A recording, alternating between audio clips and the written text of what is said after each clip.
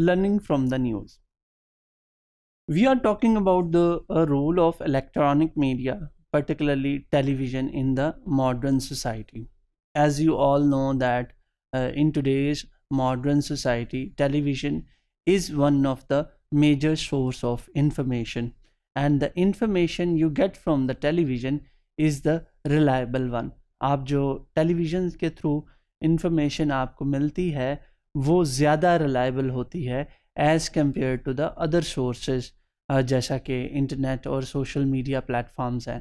Social media platforms पे की जब हम बात करते हैं तो वहाँ पे बहुत सारे इंफॉर्मेशन जो रिवॉल्व आउट हो रही होती है ऑन वेरियस टॉपिक्स, मगर उसकी क्रेडिबिलिटी पर क्वेश्चन मार्क होता है। इसके मुकाबले में टेलीविज़न पे जब भी आप कोई न्यूज़ स्टोरी देखेंगे या कोई भी आप इवेंट की कवरेज देखेंगे तो देयर आर मोर चांसेस कि वो इंफॉर्मेशन क्रेडिबल सोर्सेज से ऑन एयर होगी।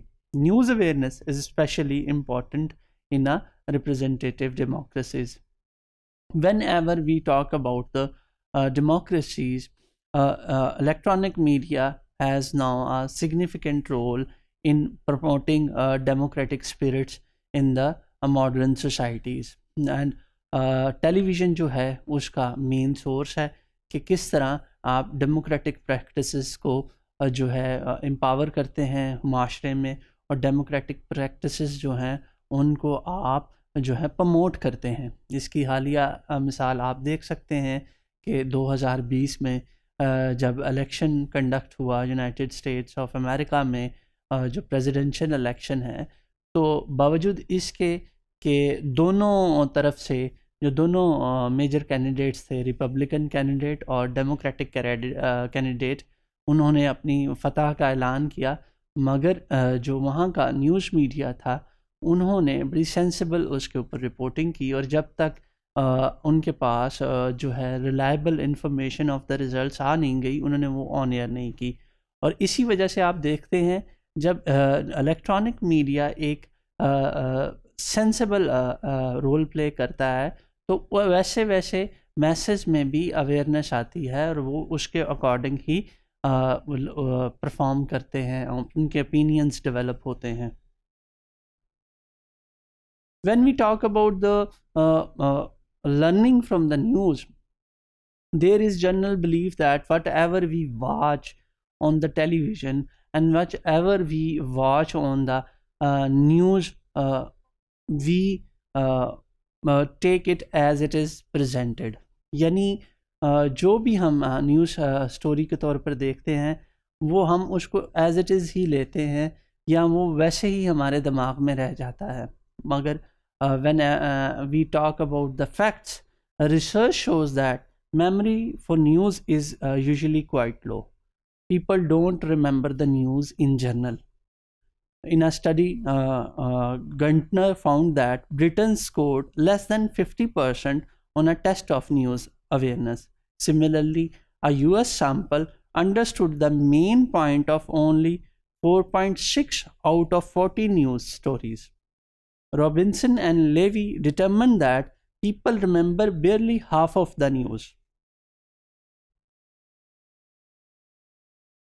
जब हम बात करते हैं कि लोग जो न्यूज़ स्टोरीज़ हैं वो याद रखते हैं या नहीं याद रखते हैं, तो फिर यहाँ पर एक सवाल उठता है कि लोग किस तरह की न्यूज़ स्टोरीज़ को अपने दिमागों में महफूज रखते हैं या उनको किस तरह की न्यूज़ स्टोरीज़ वो रिमेंबर रह जाती हैं।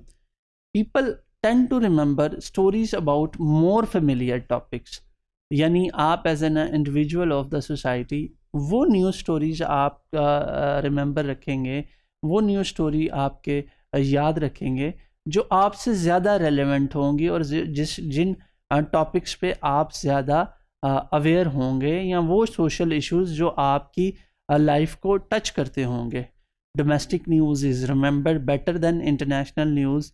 जब हम न्यूज़ की बात करते हैं तो जो डोमेस्टिक न्यूज़ होती हैं यानी जो आपके मुल्क की न्यूज़ होती है या आपके शहर की न्यूज़ होती है, आप उसको ज़्यादा देर तक याद रखते हैं as compare to the international news के दुनिया में क्या हो रहा है और दुनिया में किस तरह के हालात व वाक़यात हैं। People tend to remember stories about people human interest stories and stories that are personalised. ये जो अवेलेबल रिसर्च है ये बताती है कि ये जो इंडिविजुअल्स की स्टोरीज आती हैं लोग उनको ज़्यादा याद रखते हैं, या जिसमें ह्यूमन इंटरेस्ट डेवलप हो जाए उन स्टोरीज़ को याद रखते हैं, या वो स्टोरीज़ जो आप जिनके साथ ख़ुद को रिलेट कर सकें, जो आपको अपनी लाइफ के साथ टच होती नज़र आएँ, लोग ऐसी स्टोरीज़ को ज़्यादा याद रखते हैं। Stories that are either first or last are more likely to be learned than those stories in the middle.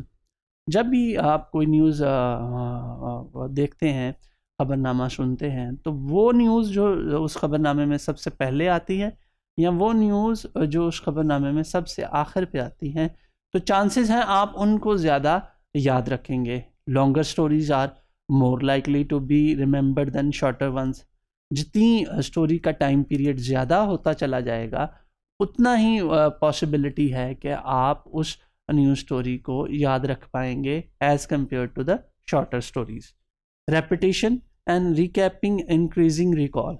जैसे जैसे न्यूज़ स्टोरी ज़्यादा रिपीट होती है किसी भी टेलीविज़न पे किसी स्पेसिफिक टॉपिक पे, या उसको बार बार रिकैप किया जाता है, तो उतना ही वो लोगों के दिमाग में ज़्यादा देर तक जिंदा रहती है। Orienting response.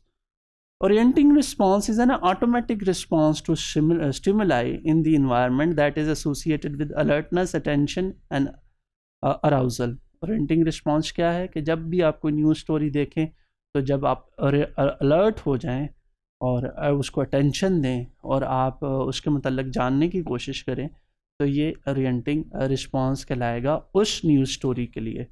Changing visual images, flashing lights, visual complexity, cuts between scenes, camera movement and object movement on the screen toward their viewer have all been associated with the orienting responses in television viewing. यानी जब भी कोई news story on air की जाती है, तो ये जो अभी हमने बताए हैं आपको फीचर्स, जिनको फॉर्मल फीचर्स भी कहा जाता है, तो जितने ही ये सक्सेसफुल वे से प्रेजेंट होगी न्यूज़ स्टोरी, उतना ही ओरिएंटिंग रिस्पॉन्स न्यूज़ स्टोरी के लिए ज़्यादा आएगा।